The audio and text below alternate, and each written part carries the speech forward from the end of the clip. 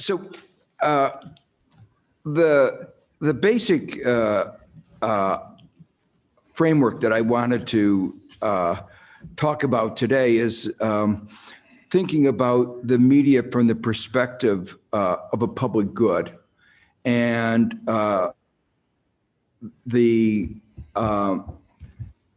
in particular, what the media provides, which is information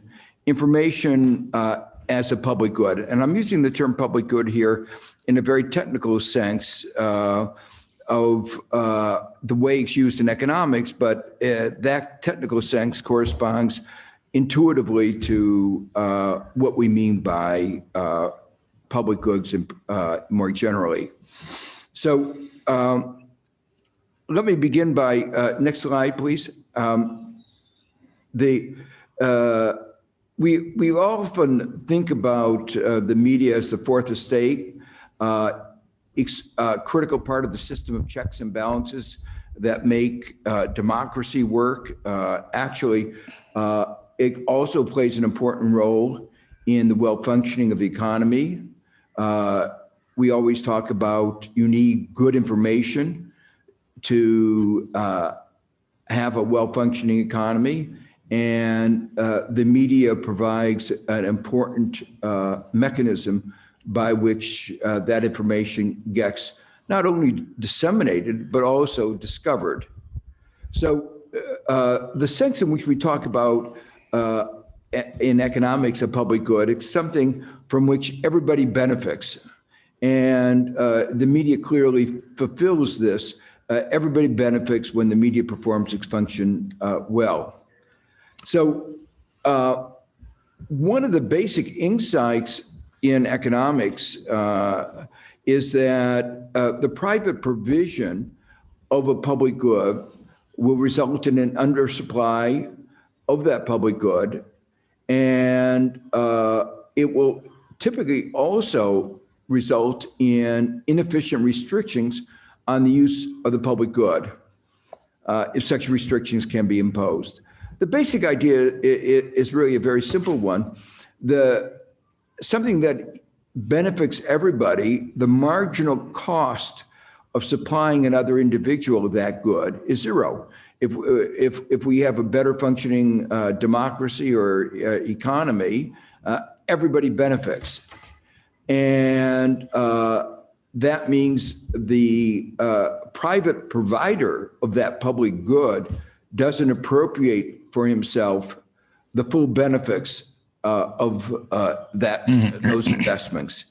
So that's why there will be an undersupply.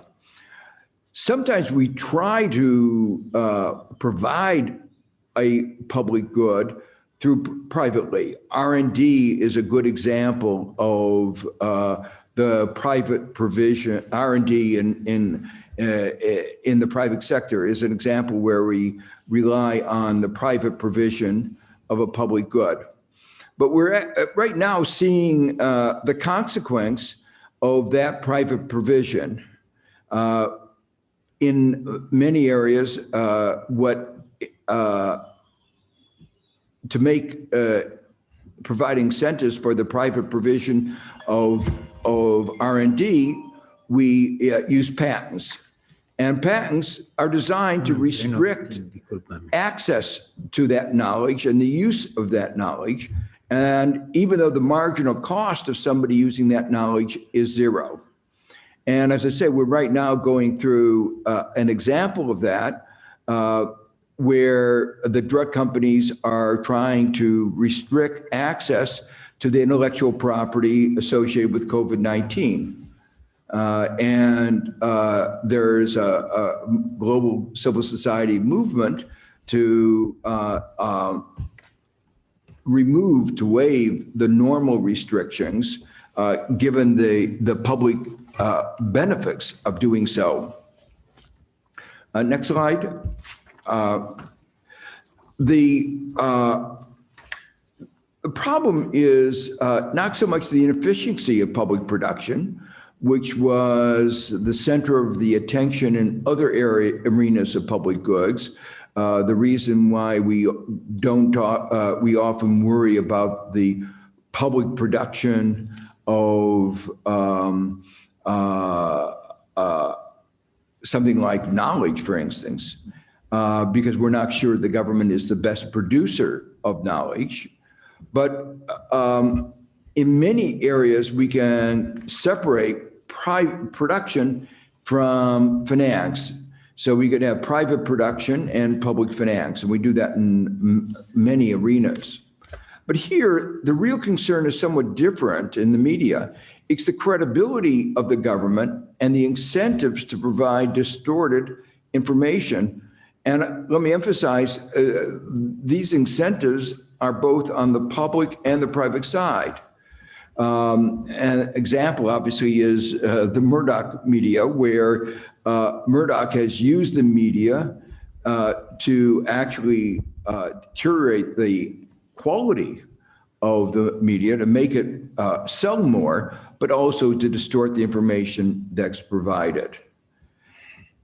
Now, as we think about this issue and the comparison between public and private, we have to observe that some governments have established very credible institutions.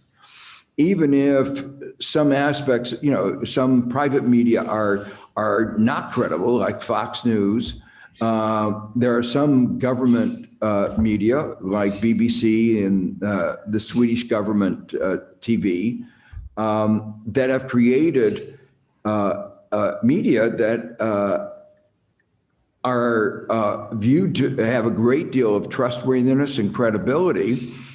The key question, which I think no one is sure about the full answer to, is how does one establish these kinds of credible institutions?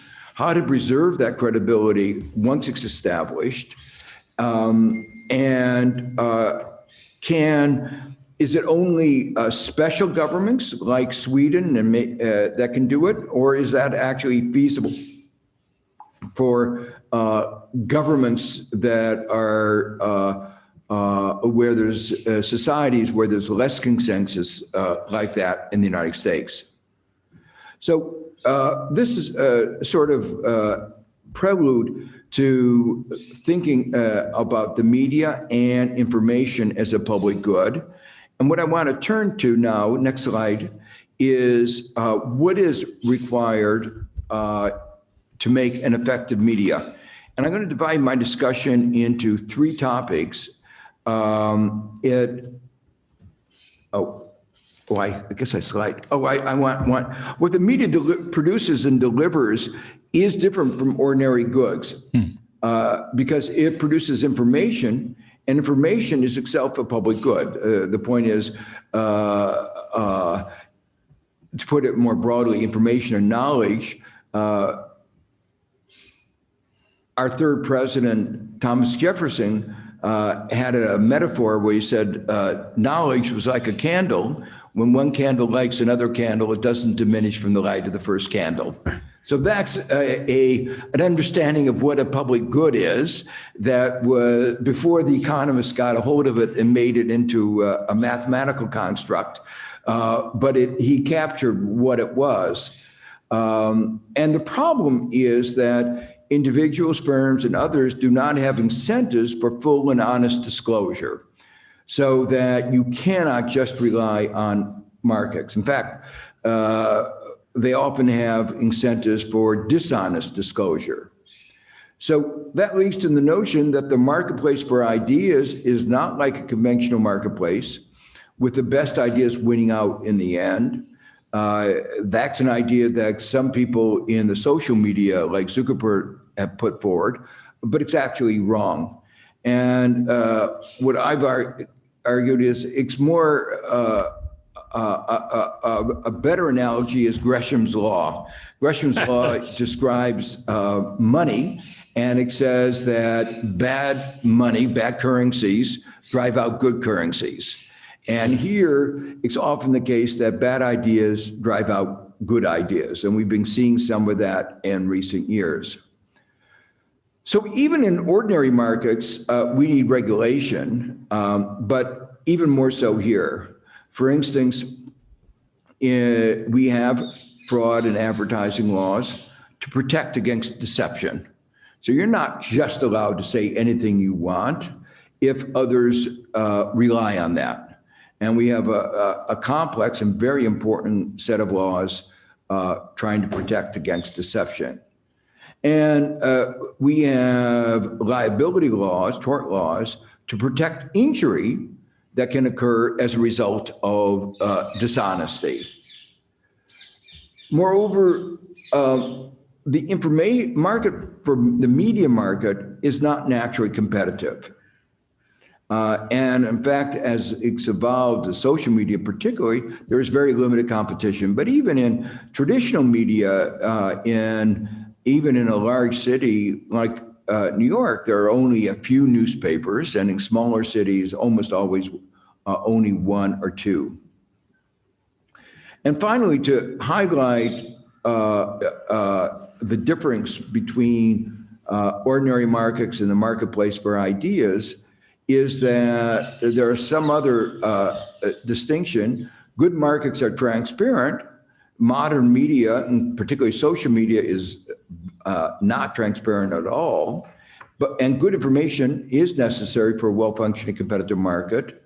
And for instance, we have strong regulations. The Securities and Exchange Commission has a provision called FD, fair disclosure, ensuring equal access to information. But clearly the social media is trying to disseminate different information to different people, targeting. And so it creates actually asymmetries of information, exactly, rather than creating a common set of knowledge that everybody can engage in to think about how to solve societal problems. It works very hard to create asymmetries of information. And then a final point, which is somewhat more complicated, related to power, not market power, but other ways of exerting power, is that on the social media, there's intimidation in the form of trolling. So it is not right to think of there being a natural, competitive, well-functioning marketplace for ideas or the social media or media more generally. It is clearly an area where there is, as economists would say, a market failure. And that then necessitates thinking about how we address these market failures and how more broadly what we can do to create a good and effective media, which is, I think, part of the main thrust of this conference. So next slide. What is required to make an effective media I divide into three categories just as a way of thinking about these. You can approach this from a rights-based point of view. And from that perspective, there are certain rights that citizens and the media have. You have to think about, but those rights are not enough. You have to have an economic model for the delivery of information and the production of information. And finally, you need a set of regulations to make sure that individuals and enterprises behave, you might call, well in societal interest. So next slide. Let me begin by talking about the rights. Much of the earlier discussion of the media focused on rights, freedom of the press in particular. And these are necessary, but they're not sufficient. As I said before, without an economic model, it's not possible to produce and deliver relevant information. The emphasis earlier on the freedom of press, which I more broadly say the right to tell, has been complemented by another basic right, the right to know. And that's reflected in the Freedom of Information Acts in many countries. That is to say, if you can't get access to information, it's very hard to deliver information. And this is particularly important in the public domain, where we should be thinking of the government as our servants working for us. But obviously, sometimes politicians don't want citizens to know what the government is doing. And so they try to keep relevant information away, either by secrecy or one mechanism or another.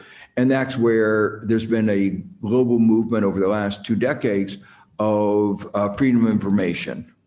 I should add that even though we passed laws, both for freedom of press and freedom of information acts, there are many ways by which these rights can be undermined.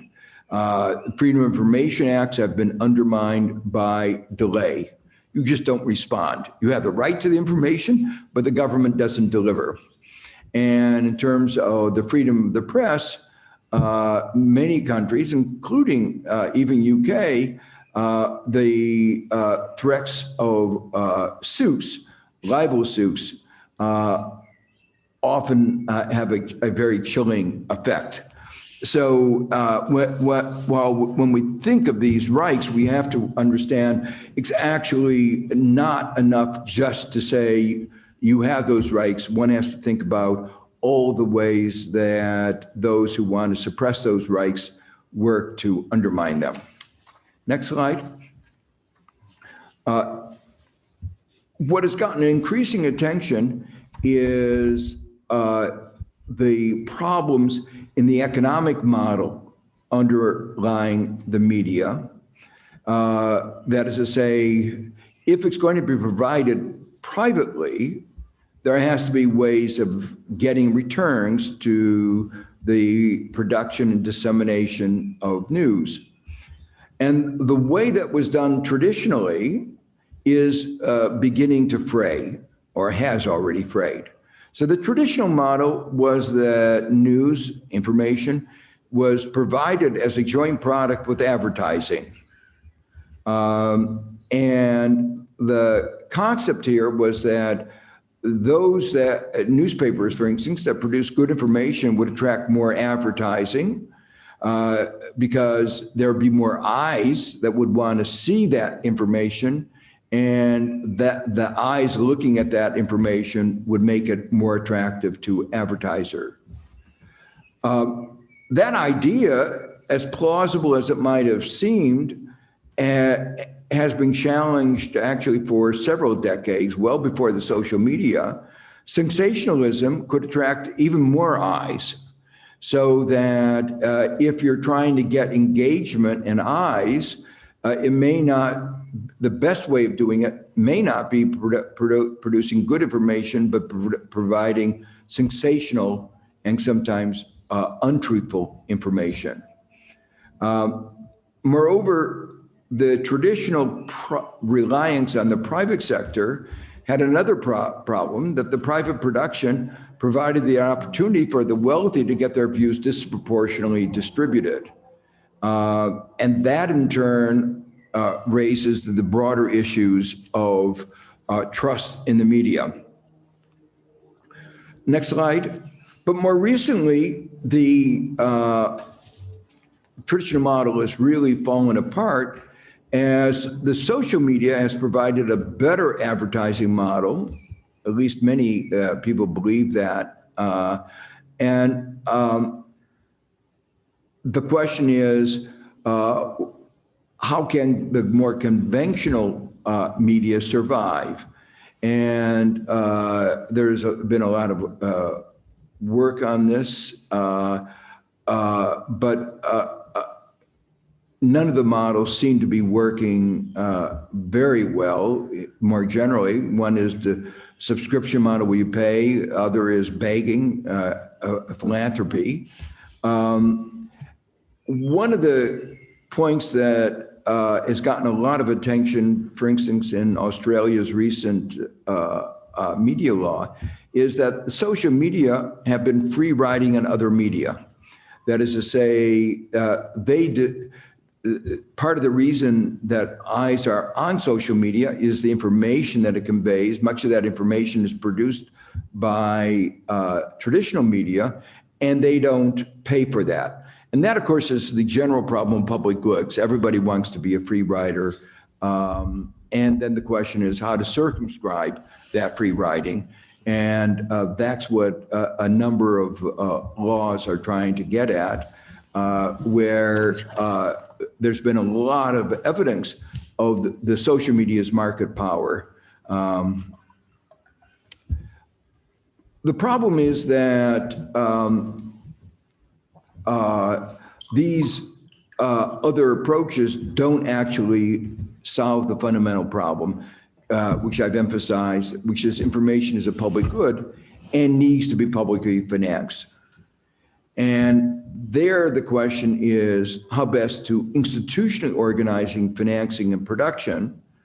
And you want, for credibility, independence, but you also want some form of accountability. And that creates the tension. With too much political accountability, you lose the independence and you lose credibility and trust. So some countries have managed it. And I think one of the real important areas of research going forward is to try to figure out what are the essential ingredients, which may differ from country to country, that make for a good resolution of the provision of publicly financed support for the media. Finally, let me turn to, next slide, let me turn to regulation. Let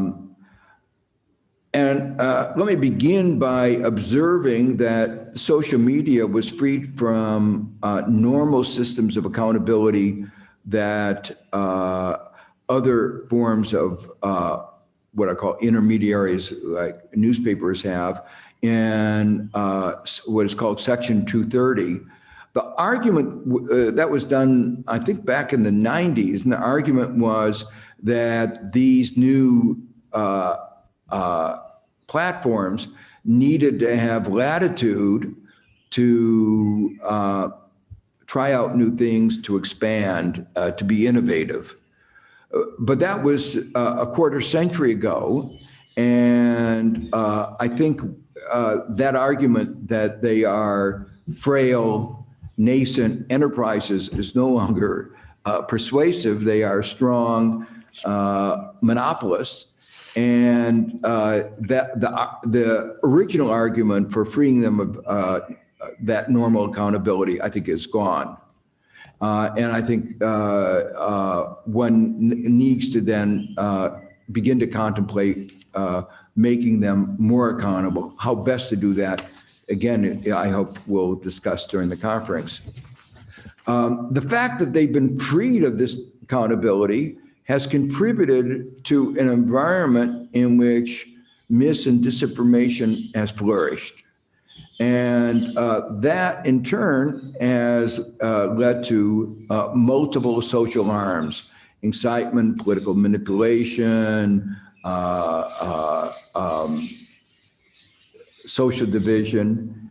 And it's been exacerbated by the business model that encourages extremism and division, because that gets more eyes, and more eyes mean more revenue.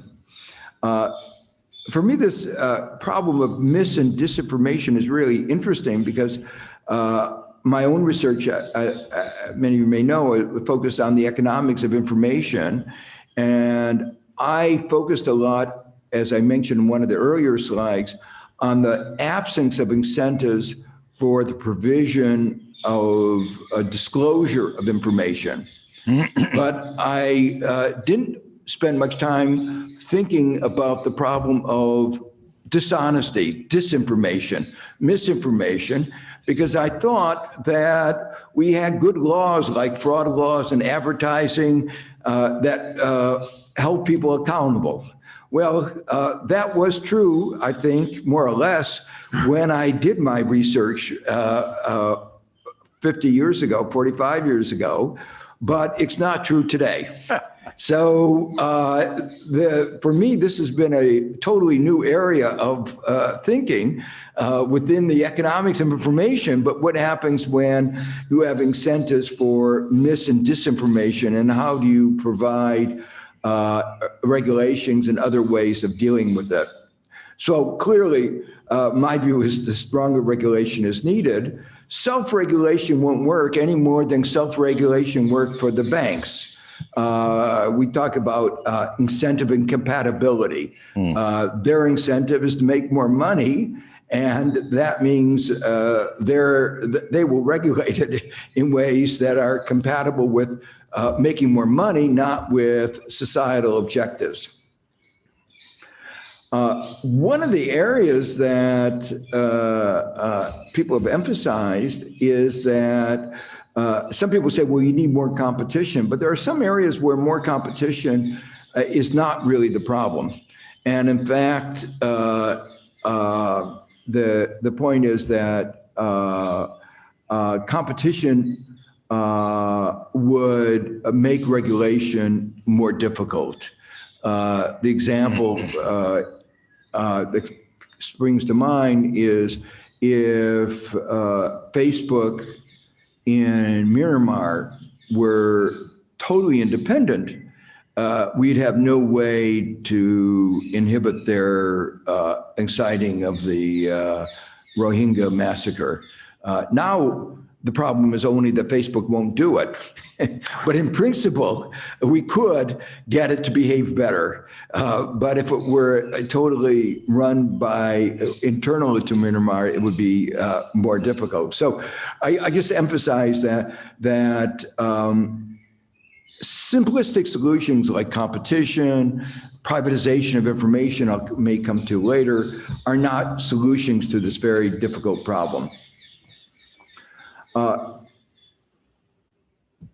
When you start talking about regulation, particularly in the United States, people start talking about First Amendment rights, free speech, and all that. And I want to emphasize that we've always taken a view that those rights are always balanced against other social benefits. They're not absolutes. So speech has always been regulated. You can't cry fire in a crowded theater. New circumstances require reassessing the social trade-offs. I think what is very clear is that the social trade-offs today are different than they were 200 years ago. Moreover, many of the issues on social media have to do with trying to restrict virality, the speed with which misinformation gets disseminated. And much of the damage of social media is related to that virality. And so regulating virality is not the same as denying free speech. So what I'm really trying to call for here is to rethink the regulation, and that will be necessary if we're going to get a well-functioning media. And let me, just as a footnote here, point out that sometimes when you mention regulation, a first objection that one always hears is how that regulation might be abused by some dictator in one country or another, or authoritarian figure. I guess my response to that is, in part, they're going to abuse rights anyway. And we don't have to giving them another excuse is not going to change their behavior. It may change a little bit their rhetoric, but it won't change their behavior. And that in robust democracies, we should go ahead and try to create institutions and regulations that can work for our democracies, even if those same institutions can't be easily transplanted to other countries.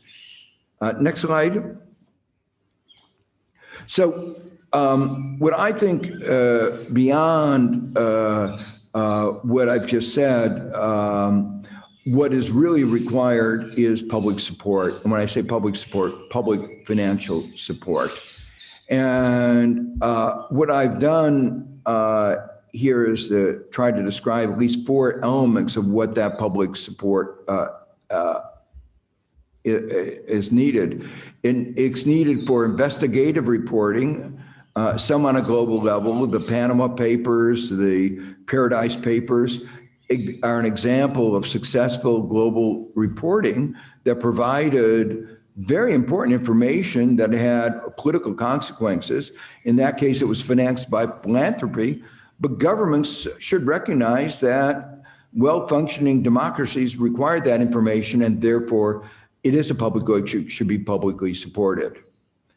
I mentioned here for better education of journalists so that they are less likely to be captured.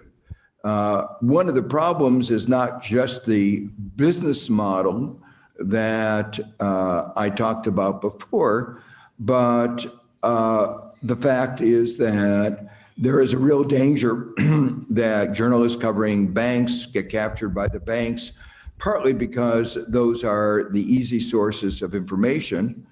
I feel a little bit self-serving to say that, for instance, I think academics are a better source of information, but at least it should be part of the system of checks and balances in the flows of information. And a third is goes back to the freedom of information laws I talked about before. Making access to information easier, obviously, facilitates the production of news and information. And finally, I think, well, competition in this area is never going to be like it is in the theoretical ideal that economists talk about. I think that it is important to have diversity of viewpoints, diversity of media, and to have a competition can lead to not just a race to the bottom, as we've seen in some of the Murdoch papers, but a race to the top. So I think there needs to be some thinking of how public support can enhance competition and supply. And some countries have actually explicitly done that, have tried to use public support for more competition. Others have had regulatory systems that have done that. Just as an aside, one of the problems in competition policy in the United States is that they've looked at it purely from the point of view of the market for advertising and not from the marketplace for ideas. So they have not been concerned about, say, the Washington Post buying TV stations or radio stations, and reducing the competition in the supply of in the marketplace of ideas. So I think as we think about competition, one wants to think about it more within the context of information as a public good and media as a public good than from the point of view, the narrow point of view of advertising. Next slide. So finally, just let me summarize. Creating an effective media is one of the most important challenges of the time.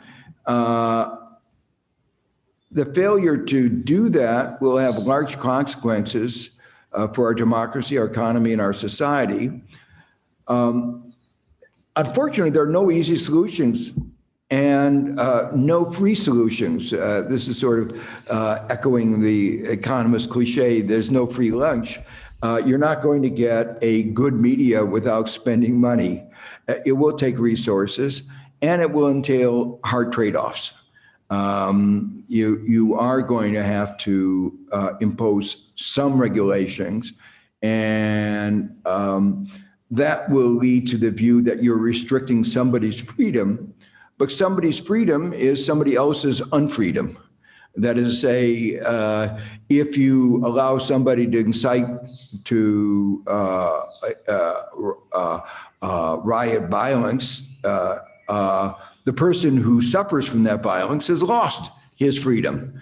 And we always are, in a society, are balancing these rights. And unfortunately, too often, we only, those on one side's voice is heard much more loudly. And we ought to really realize that in our interdependent society, there are these big trade-offs between the rights of one person and the rights of others. And our society is trying to balance those off in an intelligent way to make a well-functioning society. So finally, the whole point of this talk is suggesting that approaching the problem through the lens of information, the media as a public good, may provide some guidance to what can and should be done. Thank you.